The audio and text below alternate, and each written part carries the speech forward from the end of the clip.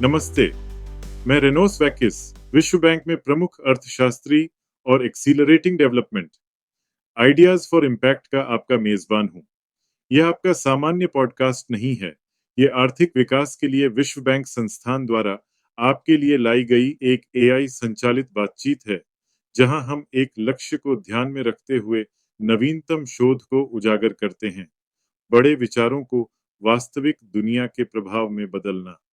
चलो शुरू करते हैं। इंट्रोडक्शन के लिए शुक्रिया रीनोस। आपकी शो पर आकर वाकई बहुत अच्छा लग रहा है। एक ऐसे टॉपिक पर बात करने के लिए जो ग्लोबल डेवलपमेंट, माइग्रेशन और समाज पर इसके असर के लिए बहुत जरूरी है। साथ ही हम 2023 world development report, migrants, refugees and societies पर भी चर्चा करेंगे। बिल्कुल। और ये कितना कॉम्प्लेक्स टॉपिक है ना? तो शुरू करते हैं। क्या आप उस सेंट्रल फ्रेमवर्क के बारे में बता सकते हैं जो ये रिपोर्ट माइग्रेशन को समझने के लिए पेश करती है? जी बिल्कुल। तो ये रिपोर्ट ऐसी चीज प्रपोज करती है जिसे world bank match motive framework कहता है, और इसे पॉलिसी मेकिंग को गाइड करने के लिए डिजाइन किया गया है, जिसमें लेबर इकोनॉमिक्स और इंटरनेशनल लॉ दोनों से इंसाइट्स लिए गए हैं। ओके, तो इस कॉन्टेक्स्ट में मैच और मोटिव से आपका क्या मतलब है? देखिए, मैच का मतलब है कि माइग्रेंट के स्किल्स और एट्रीब्यूट्स डेस्टिनेशन कंट्री की खास जरूरतों से कितना मेल खाते हैं, और मोटिव इस बारे में है कि वो किन हालातों में मूव कर रहे हैं। क्या वो बेहतर मौकों की तलाश में है, या फिर शायद उत्पीड़न, आर्म्ड कॉन्फ्लिक्ट या हिंसा से भाग रहे हैं। ये कहा आपने। और मैंने सुना है कि ये फ्रेमवर्क 4 तरह के मूवमेंट्स में फ़र्क बताता है। क्या आप उनके बारे में थोड़ा बता सकते हैं? जी बिल्कुल। ये फ्रेमवर्क 4 अलग-अलग टाइप्स बताता है, और हर एक की अपनी पॉलिसी प्रायोरिटीज हैं। तो पहला है economic migrants with a strong match.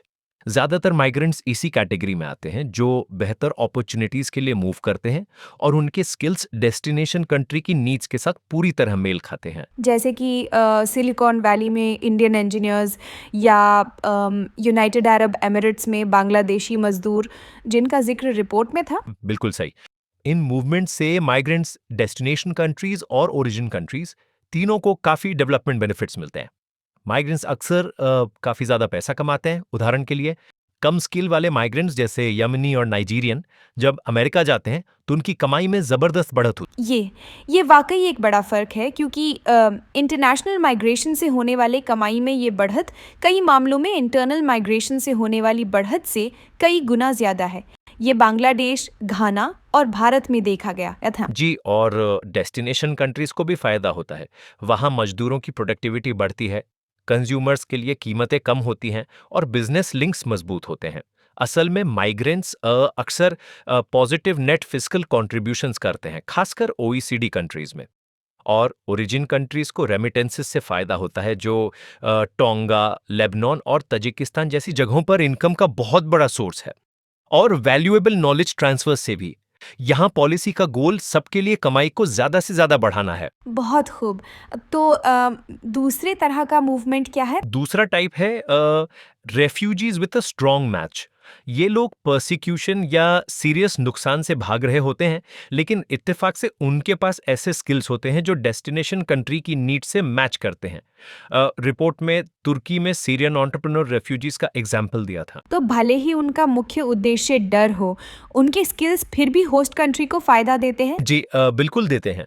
उनके मूवमेंट से वैसे ही डेवलपमेंट बेनिफिट्स मिलते हैं जैसे वॉलंटरी माइग्रेंट से मिलते हैं। और एक जरूरी बात, इंटरनेशनल लॉ के तहत डेस्टिनेशन कंट्रीज उन्हें होस्ट करने के लिए जिम्मेदार हैं, भले ही उनका इकोनॉमिक कंट्रीब्यूशन कुछ भी हो। यहाँ नीति का लक्ष्य कमाई में कुल बढ़ोतरी को और बढ़ाना है। ओके, तो उन रेफ्यूजीज का क्या जिनके स्किल्स जरूरी नहीं डेस्टिनेशन कंट्री की नीड्स से मैच करें? ये हमें तीसरे टाइप पर लाता है। ये है refugees with a weak match. ये लोग भी डर से ही भाग रहे होते हैं, लेकिन उनके स्किल्स डेस्टिनेशन सोसाइटी की नीड्स से मैच नहीं करते।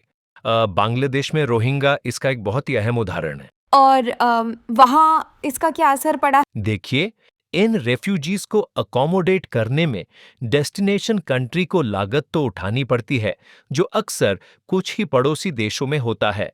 रिपोर्ट हाईलाइट करती है कि इंटरनेशनल कम्युनिटी लो और लोअर मिडिल इनकम वाले देशों में हर रेफ्यूजी पर हर साल औसतन $585 खर्च करती है। हालांकि इंटरनेशनल लॉ के कारण इन लोगों को लागत की परवाह किए बिना अकोमोडेट किया जाना चाहिए। यहाँ नीति का लक्ष्य सस्टेनेबिलिटी सुनिश्चित करना और इन कॉस्ट्स को शेयर करना है, जिसके लिए रिफ्यूजी सिचुएशंस को मैनेज करने में एक मीडियम टर्म पर्सपेक्टिव की जरूरत होती है। ये तो बहुत ही चैलेंजिंग होगा। मूवमेंट की आखिरी कैटेगरी क्या है? अब चौथे टाइप में वे लोग हैं जिन्हें डिस्ट्रेस्ड माइग्रेंट्स कहा जाता है, जिनका वीक मैच और नो फियर मोटिव होता है। ये लोग अपॉर्चुनिटीज की तलाश में होते हैं, लेकिन उनके स्किल्स डेस्टिनेशन सोसाइटी के लिए एक पुअर मैच होते हैं। उनके मूवमेंट्स अक्सर अनियमित और बेहद असुरक्षित होते हैं। अमेरिका की दक्षिणी सीमा पर खराब स्किल्स वाले माइग्रेंट्स के बारे में सोचिए। समझ गई। और वहाँ चैलेंजेस बहुत ज़्यादा होंगे, है ना? बिल्कुल, ये मूवमेंट्स ज़बरदस्त तकलीफ़ों से जुड़े होते हैं। रिपोर्ट बताती है कि 2014 और 2023 के बीच तकरीबन 50,000 माइग्रेंट्स की रास्ते में ही मौत हो गई। डेस्टिनेशन कंट्रीज़ के पास एंट्री को नियमित करने का अधिकार होता है, लेकिन डिपोर्टेशन या एंट्री से मना करने पर अमानवीय व्यवहार हो सकता है। इसलिए नीति का लक्ष्य ऐसी डिस्ट्रेस्ड माइग्रेशन की जरूरत को कम करना और ये सुनिश्चित करना है कि सभी माइग्रेंट्स के साथ मानवीय व्यवहार हो। ये ओरिजिन कंट्रीज में सहनशीलता को मजबूत करके और कानूनी साधनों के जरिए इंसेंटिव्स को बदलकर हासिल किया जा सकता है। यहाँ पर बात आती है कि बेहतर डेटा इतना अहम क्यों है? माइग्रेशन डेटा इकट्ठा करने में अभी मौजूदा चुनौतियाँ क्या है? देखिए, सबसे बड़ी समस्याओं में से एक है अलग-अलग परिभाषाएं और डेटा में बड़ा फर्क। डेटा सोर्सेज, देशों और समय के बीच कंसिस्टेंसी जरूरी है, लेकिन अक्सर ऐसा हो नहीं पाता है। उदाहरण के लिए, कई जनगणनाओं में बेसिक और कंसिस्टेंट डेटा इकट्ठा नहीं किया जाता, जिनमें जन्म का देश, नागरिकता या मौजूदा देश में आने की तारीख को लेकर अलग-अलग सवाल होते हैं। तो आप कह रहे हैं कि एक समझने लायक जानकारी पाना मुश्किल है? बिल्कुल। फिर समय पर जानकारी ना मिलना, कुछ जानकारी मिल ही ना पाना और कवरेज जैसे इश्यूज भी हैं। जनगणना आमतौर पर 10 साल में केवल एक बार होती है, जिसका मतलब है कि वो माइग्रेशन पैटर्न्स में तेजी से हो रहे बदलावों को कैप्चर नहीं कर सकती। पॉपुलेशन रजिस्टर्स अक्सर ज़्यादा इनकम वाले देशों तक ही सीमित होते हैं और वो अनडॉक्यूमेंटेड या मार्जिनलाइज पॉपुलेशंस को अक्सर कम ही गिनते हैं। और मुझे लगा कि रिपोर्ट में कहा गया था कि एडमिनिस्ट्रेटिव डेटा भले ही अच्छा दिखता हो, लेकिन अक्सर राष्ट्रीय सुरक्षा, प्राइवेसी या ब्यूरोक्रेटिक समस्याओं के कारण उसे शेयर या हार्मोनाइज नहीं किया जाता। बिल्कुल सही बात है। और हाउस होल्ड और लेबर फोर्स सर्वे जानकारी से भरपूर होते हैं, लेकिन आमतौर पर नियमित अवधि में नहीं होते हैं और शायद ही इतने बड़े हों कि माइग्रेंट्स के बारे में काम का डेटा कैप्चर कर सकें।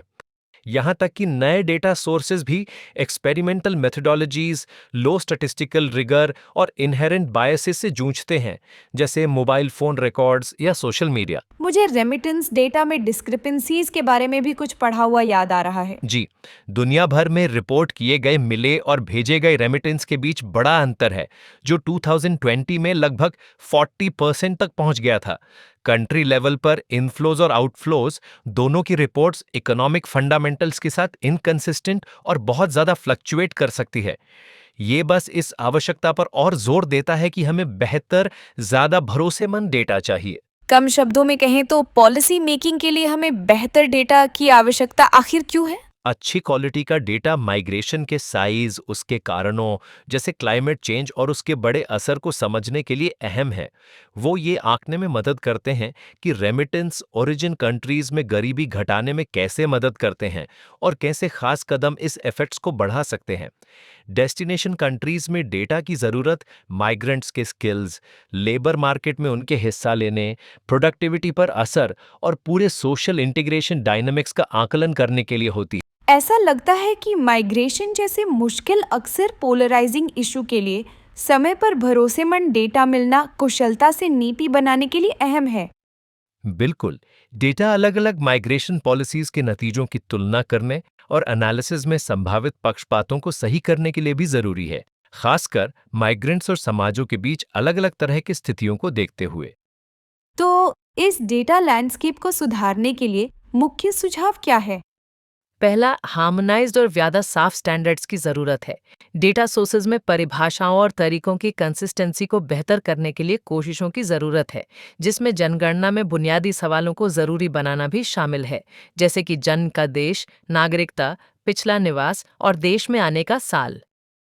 और रिपोर्ट में रेफ्यूजी के बारे में एक्सपर्ट ग्रुप, आईडीपी और स्टेटलेसनेस स्टैटिस्टिक्स के साथ इंटरनेशनल लेबर ऑर्गेनाइजेशन का जिक्र था, जिन्होंने डेटा इकट्ठा के लिए पहले से ही तरीकों को लेकर सुझाव विकसित किए हैं, है ना?